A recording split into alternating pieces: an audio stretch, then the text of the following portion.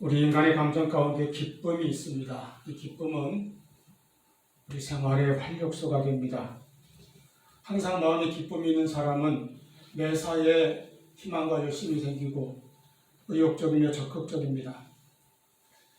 비록 이 세상에서 우리 인생이 때로 고달프고 힘든다 할지라도 그 마음에서 참 기쁨만 빼앗기지 않는다면 그는 사람이 알 수 없는 새로운 힘과 믿음과 용기를 가지고 일어나서 앞으로 나아갈 수 있을 것입니다. 또 어려운 문제나 환경에 부딪혀도 잘 견디며 헤쳐나갑니다. 반면에 기쁨을 잃어버린 사람, 마음에 아무 기쁨도 갖지 못한 사람은 매사에 짜증과 불평이고 언제나 입에서는 한숨과 탄식이 나올 것입니다. 그런 사람은 사소한 일에 상처를 받고 오해를 당하며 신앙인들이 그런 경우가 되면 시험에 잘 빠집니다. 또 모든 일에 남을 원망하고 미워하는 버릇이 생깁니다. 많은 사람들이 삶의 기쁨을 얻기 위하여 재물이나 권력 또는 쾌락을 추구하지만 이런 것들에서 얻는 기쁨은 일시적인 것에 불과합니다. 그 기쁨은 곧 사라지고 곧 더 큰 욕심과 불평의 노예가 되어버립니다. 그러므로 우리는 참되고 영원한 기쁨을 발견하고 소유해야 합니다. 사도 바울은 한 감옥에서 빌립보서를 썼습니다. 그래서 빌립보서를 옥중서신이라고 부릅니다.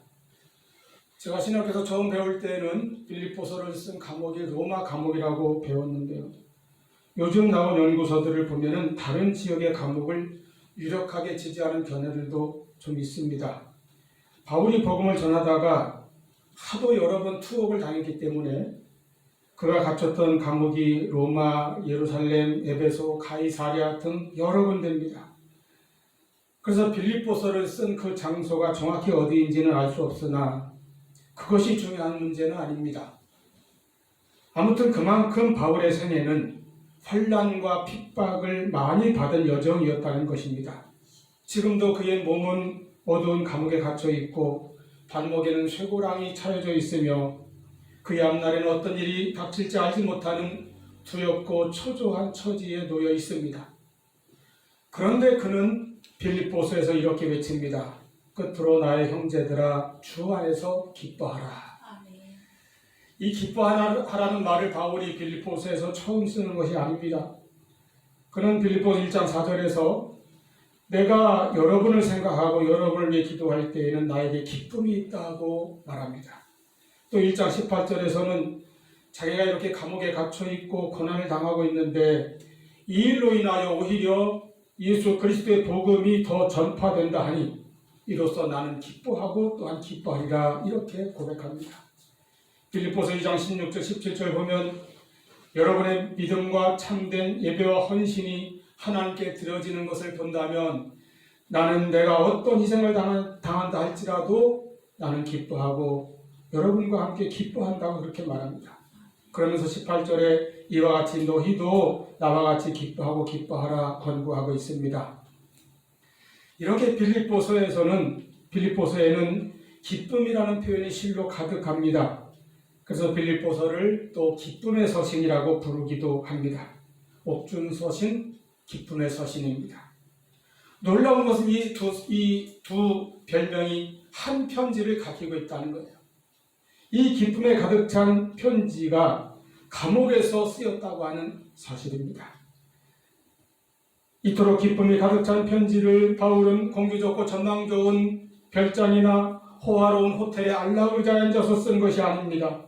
어둡고 습한 감옥에서 사방이 막혀있는 환경 속에서 내일 자기 목숨이 어떻게 될지 알지 못하는 그 위태롭고 불안하며 고독한 처지에 있는 사람이 쓴 편지가 감옥 밖에 있는 사람들에게 말하기를 나는 나에게 이런 참 기쁨이 있노라고 외치고 있습니다.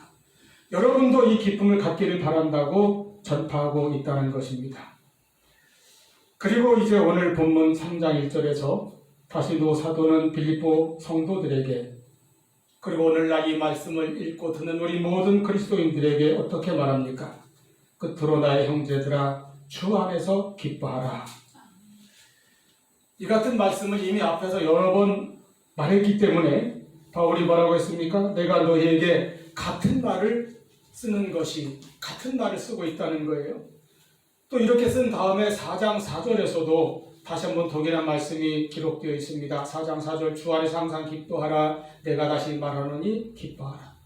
이렇게 같은 말을 거듭거듭 반복해서 기록합니다. 사도 바울은 이렇게 같은 말을 반복해서 쓰는 것을 조금도 번거롭게 여기지 않는다고 합니다. 내게는 수고로움이 없다. 조금도 수고로 생각하지 않는다는 것입니다. 왜 그렇습니까?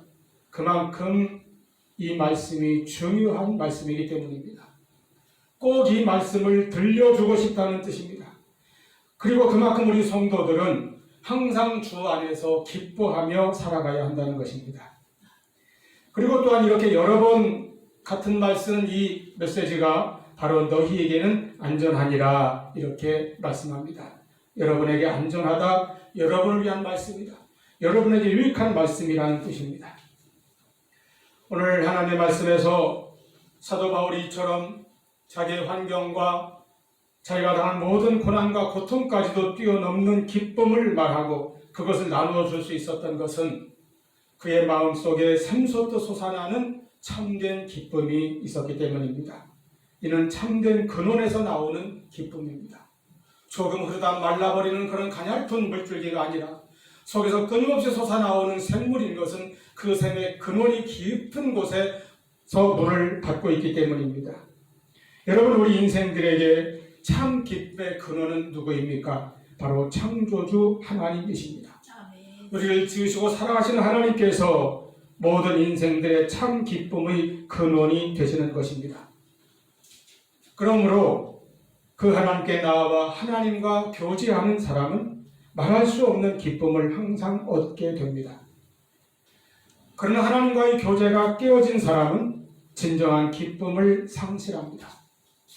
아담이 죄를 짓고 하나님을 반역하고 에덴에서 쫓겨났을 때에 하나님과 사람 사이에는 죄악의 담이 생겼습니다. 죄악의 담으로 가로막히게 되었습니다. 이때부터 사람은 하나님으로부터는 기쁨을 잃었습니다. 슬픔과 절망 가운데 고통당하는 인생이 저에게 펼쳐졌습니다. 기쁨을 잃어버린 기쁨이 없는 아담의 아들 가인은 시기 질투 때문에 분노 때문에 자기 동생을 돌로 살해하였습니다. 오늘날 사람들이 서로 증오하고 살상하고 자신과 닮은 무작정 공격을 하고 물어뜯고 다른 사람들과 원수처럼 지내는 이유가 어디에 있습니까? 그것은 하나님과의 관계가 깨어짐으로 인하여 사람들이 마음속에서 참된 기쁨을 잃고 기쁨의 근원이 막혀있기 때문에 마음속에는 미움과 원한이 가득 차게 되었기 때문입니다. 그러므로 인간이 진정한 행복을 느끼며 살아가기 위해서는 기쁨의 근원 되시는 하나님 앞에 돌아와 하나님을 만나고 하나님을 믿고 하나님과의 관계, 하나님과의 사귐, 하나님과의 교통을 회복하여야 합니다. 그런데 그렇게 인간이 하나님과의 관계가 회복되고 그래서 하나님으로부터는 그 참 기쁨을 공급받게 되려면 하나님과 인간 사이에 가로막고 있는 그 죄의 담이 해결되어야 합니다. 그러나 인간의 힘으로는 이것을 해결할 수 없습니다. 아무도 죄 문제를 해결할 사람이 없습니다. 그래서 하나님께서는 독생자 예수님을 보내셔서 우리 대신 우리의 모든 죄를 지고 가게 하시고 십자가에 죽게 하신 것입니다.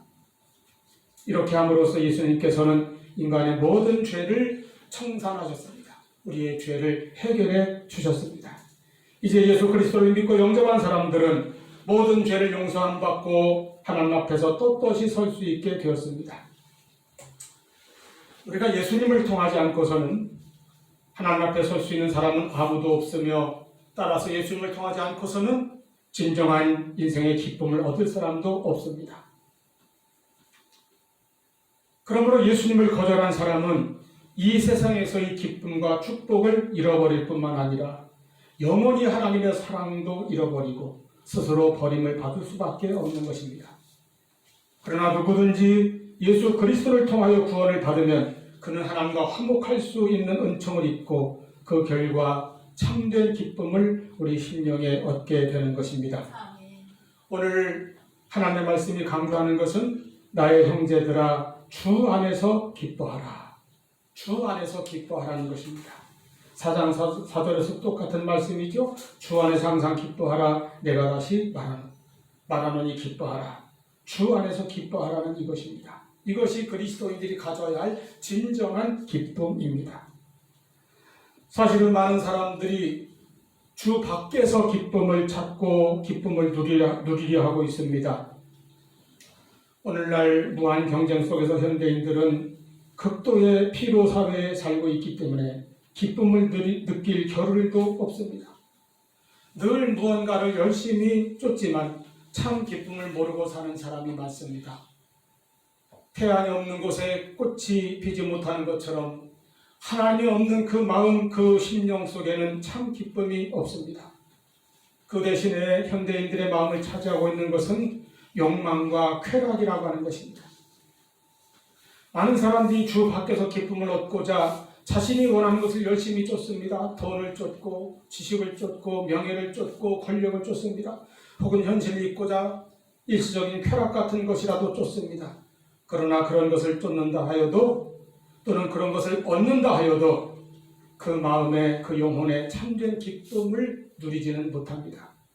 아무리 많은 것을 옮겨준 사람도 그 속마음에 들어가 보면 여전히 채워지지 않는 목마름과 불만이 있는 것을 발견합니다. 이와 같이 세상이 주는 쾌락은 공허함 아니면 또 다른 욕망을 불러올 뿐입니다. 저는 실제로 다람쥐 쳇바퀴 도는 것을 본 적이 있습니다. 초롱 속에 갇힌 다람쥐가 조그만 물레방아같이 생긴 그 쳇바퀴를 쉬지 않고 열심히 돌립니다. 계속 뱅뱅뱅뱅 돌리는데 늘 제자리예요. 세상의 쾌락을 행복으로 착각하면서 그 쾌락을 쫓아다니는 사람들은 늘 그렇게 일생을 제자리에서 돌다가 지치면 행복이란 결국 없다고 말하며 절망에 빠지거나 또는 반대로 점점 더한 쾌락을 쫓아 중독 상태에 빠져 들어가는 것입니다. 이것이 쾌락을 기쁨으로 착각하는 사람들의 결말입니다. 성경이 말하는 기쁨은 그런 일시적이고 겉으로만 느낄 수 있는 쾌락이나 즐거움이 아닙니다. 또는 내가 원하는 것을 얻고 나의 소원이 성취되었을 때만 누릴 수 있는 만족 같은 것이 아닙니다. 내가 어떤 일을 당해도 내가 어떤 형편을 처하여도 내가 어떤 문제를 만나도 그 모든 문제와 환경을 초월하는 주 안에서의 기쁨을 누릴 수 있어야 한다는 것입니다. 그러면 주 안에서 기뻐한다는 것은 무엇입니까? 첫째는 주 안에서 받은 구원의 은혜로 인하여 기뻐하는 것입니다. 내가 주 안에서 죄사함 받고 하나님의 자녀가 된 기쁨입니다. 내 영혼이 구원을 받았다는 것은 절대적인 기쁨을 우리에게 가져다 줍니다. 이 기쁨은 모든 고난도 이기게 해주는 힘이 있습니다. 모든 현실과 환경을 넘는 능력이 있습니다. 주 안에서 이 믿음과 기쁨이 있을 때에 다른 걱정, 여러 가지 고난과 문제들이 가져다주는 고통과 염려들을 우리는 이기며 나갈 수 있는 것입니다. 그래서 바울이 평생 동안 가장 기뻐한 것은 오직 예수 그리스도로 말미암아 기뻐하는 것입니다. 예수로 기뻐하는 것입니다. 예수 한 분만으로 나는 만족하고 그분으로 인하여 나는 기뻐한다는 것입니다. 여러분, 하나님의 독생자 예수께서 나를 위해 이 세상에 오셨습니다. 나를 위해 인간의 몸을 입으셨습니다. 나를 위해 그리스도께서 십자가의 모든 고난과 죽음까지도 당하셨습니다. 그리고 나를 위해서 예수님은 부활하셨습니다. 승천하신 그리스도께서는 하나님 우편에서 지금도 나를 위해 중보의 기도를 하고 계십니다. 그러니 우리가 그 예수 그리스도로 말미암아 기쁘지 않겠습니까? 사도 바울은 이 같은 하나님의 사랑을 그리고 예수님의 사랑을 깨달았기에 빌립보서 1장 20절에서 자기 평생 소원은 살든지 죽든지 내 몸에서 그리스도가 존귀하게 되는 것이라고 말합니다. 또 1장 21절에 고백합니다. 이는 내게 사는 것이 그리스도니 죽는 것도 유익함이라. 이렇게 예수님을 기뻐하는 것, 예수님으로 인하여 사는 것, 이것이 구원의 기쁨이요 주 안에서 누리는 기쁨입니다. 예수 그리스도가 지금도 나를 사랑하시고 나와 함께 하십니다. 그 무엇이 이 기쁨을 빼앗을 수 있겠습니까? 여러분, 우리가 예수님을 믿으면 구원을 받지요. 구원받는 것을 다른 말로 또 무엇이라고 합니까? 영생을 얻는다 혹은 천국에 간다 이렇게 말합니다. 천국에 간다는 것이 무엇입니까? 죽은 다음에야 우리가 당연히 천국에 가지만 지금 여기에서도 우리가 지금 살면서 천국을 누리고 소유하고 있다는 뜻도 가지고 있습니다. 그런데 로마서 14장 17절 말씀에 천국, 즉 하나님의 나라는 무엇이라고 했습니까? 하나님의 나라는 먹는 것과 마시는 것이 아니요 오직 성령 안에서 의와 평강과 희락이라 말씀합니다. 천국은 성령 안에서 의로운 것입니다. 평강을 누리는 것입니다. 그리고 희락입니다. 쾌락이 아니라 희락입니다. 주 안에서 참 기쁨을 누리는 것입니다. 이것이 천국입니다. 할렐루야. 우리가 예수를 믿으면 성령을 받습니다. 성령을 받으면 그리스도인들은 성령의 열매를 맺게 됩니다. 갈라디아서 5장 22절 말씀에 성령의 열매를 쭉 소개합니다. 9가지 열매 가운데 사랑 다음으로 나오는 두 번째 열매가 무엇입니까? 바로 희락입니다. 기쁨입니다. 이와 같이 우리가 예수로 말미암아 구원을 받아 천국의 기쁨을 누리며 예수로 말미암아 성령을 받아 희락 곧 기쁨의 열매를 맺으며 살아가는 우리 모두가 될 수 있기를 축원합니다. 주 안에서 기쁨, 예수를 사랑하고 예수께 감사하며 예수님으로 인하여 그리고 구원받은 그 은혜로 인하여 항상 기뻐하는 우리 모두가 될 수 있기를 바랍니다. 두 번째로 주 안에서 기뻐한다는 것은 주 안에서 성도가 서로 사랑하고 교제하는 데서 오는 기쁨을 말하는 것입니다. 구원받은 성도들이 예수님의 계명을 따라 서로 사랑하는 것입니다. 요한복음 15장에서 예수님께서는 나는 참 포도나무요 너희는 가지라고 하셨습니다. 이스라엘 백성들에게 포도나무는 기쁨과 즐거움을 상징하는 나무와 같습니다. 우리는 포도나무이신 예수님께 붙어있는 가지가 될 때에 주님께서 주시는 기쁨을 받아 누릴 수 있으며 열매도 맺을 수 있습니다. 나는 포도나무요 너는 가지라 하신 예수님께서는 요한복음 15장 9절 10절 말씀에서 아버지께서 나를 사랑하신 것 같이 나도 너희를 사랑하였으니 나의 사랑 안에 거하라. 내가 아버지의 계명을 지켜 그의 사랑 안에 거하는 것 같이 너희도 내 계명을 지키면 내 사랑 안에 거하리라 말씀하셨습니다. 그 예수님의 계명이 무엇입니까? 12절 말씀에 내 계명은 곧 내가 너희를 사랑한 것 같이 너희도 서로 사랑하라 하는 이것이니라. 우리가 서로 사랑하는 것이 예수님께서 주신 새 계명입니다. 그리고 이 같은 계명을 주시는 주님의 뜻이 있습니다. 11절 내가 이것을 너희에게 이름은 내 기쁨이 너희 안에 있어 너희 기쁨을 충만하게 하려 함이라. 자, 이 요한복음 15장의 말씀을 쭉 정리해 보면 우리가 참 포도나무이신 예수님께 붙어있는 가지가 되면 우리는 예수님의 계명을 지켜야 합니다. 그 계명은 서로 사랑하라는 것입니다. 그리고 주님께서 말씀하십니다. 이것을 너희에게 이루는 것은 내 기쁨이 너희 안에 있어 너희 기쁨도 충만해지게 하려는 것이다. 우리가 주님의 계명을 따라 서로 사랑할 때에 주님의 기쁨으로 충만해질 것이라는 말씀입니다. 이것이 주 안에서 항상 기뻐할 수 있는 능력인 것입니다. 더욱 사랑하기를 힘쓰시기 바랍니다. 세 번째로 우리가 주 안에서 누리는 참된 기쁨에는 또 무엇이 있습니까? 하나님께서 나에게 주신 은혜, 하나님께서 나에게 주신 소중한 선물로 인하여 기뻐하는 것입니다. 즉 내 인생에 주신 하나님의 선물을 깨닫고 그것으로 말미암아 감사하고 기뻐할 때에 내 심령에서 우리가 누릴 수 있는 기쁨이 그것입니다. 우리 인생은 사실 어느 하나가 하나님께서 주신 선물이 아닌 것이 없습니다. 모든 것이 선물입니다. 나의 생명, 나에게 주신 건강, 재능, 시간, 우리가 살아갈 수 있는 이 지구 환경, 모든 것이 하나님의 선물이에요. 인간이 파괴하고 오염시키기 전에는 이 지구도 참으로 깨끗하고 아름다운 환경이었습니다. 그것을 하나님께서 우리에게 잘 살아가도록 주신 것입니다. 그 모든 선물 가운데에 우리에게 특히 가까이 주신 선물들이 있습니다. 항상 나에게 가까이 있고 평소에 잘 생각해보지 않았는지 몰라도 가장 소중한 선물입니다. 그것은 나 자신과 내 가정과 우리 교회라고 하는 것입니다. 나의 이 모습 이대로가 하나님의 은혜요 하나님의 선물이요 축복입니다. 나의 가정, 나의 가족이 바로 하나님의 선물입니다. 아내에게는 남편이, 남편에게는 아내가 하나님의 선물입니다. 부모에게는 자녀가 하나님의 선물입니다. 자녀에게는 부모님이 하나님의 선물입니다. 그리고 교회도 하나님께서 하나님의 나라와 내 영혼을 위해 주신 거룩한 선물입니다. 우리가 그리스도인으로 산다는 것은, 우리가 하나님의 자녀로 산다는 것은 인생을 살면서 이와 같이 하나님께서 주신 그 선물들을 선물로 알고 살아가는 것입니다. 은혜로 알고 살아가는 것입니다. 이 땅의 많은 문제들이 어디에서 나타납니까?